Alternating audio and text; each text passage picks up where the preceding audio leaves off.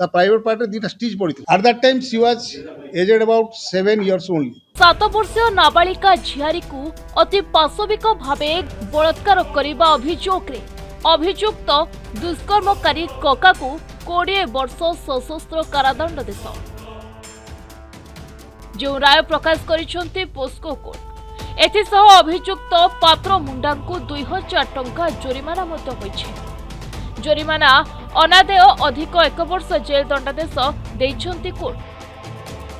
तेबे एभଳି किछि लोमटांकुर घटना गत 2021 फेब्रुआरी 4 तारिख रे घटिथिला। बडबिल थाना अंचल रे जणे काका ता 7 वर्षीय नाबालिका झियारी को चॉकलेट देबा बाहाना रे घर को डाकिथिला। जो समय नाबालिका पाखरे परिवार लोक केही नथिले। समस्ते बाहर को जाइथिबा बेले चॉकलेट रो लोभ देखाइथिला राक्षस कका। एहा परे जोर जबरदस्ती बलात्कार करबा सह जीवनरू मारी देबाकू मध्य देइथिला धमक। एहा परे देहरु अनेक रक्तस्राव हेबा परे झियोटी घर को आसीथिला आ घर लोकंकू सबु कथा कहिथिला।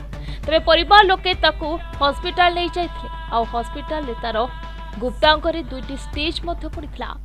आज गोटे केस रे कन्विक्शन हला स्पोक्सो जज कन्विक्शन कले। एटा होची Barbil PS case number 20 dated 4/2/2021 under section 376(2), 376(a)(b), 372(f) of IPC read with section 6 of POCSO Act।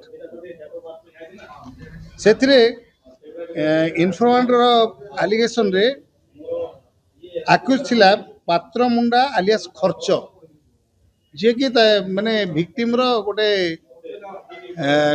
Uncle बा कका।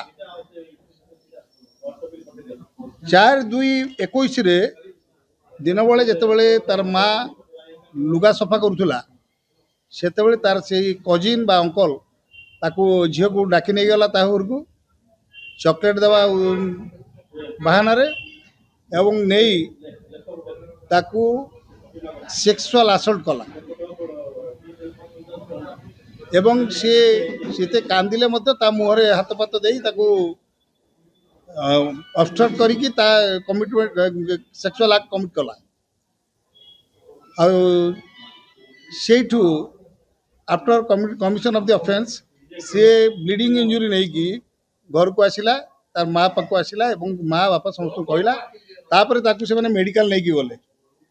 मेडिकल रे तार 2टा स्टिच पड़ीथिला ता प्राइवेट पार्ट रे 2टा स्टिच पड़ीथिला।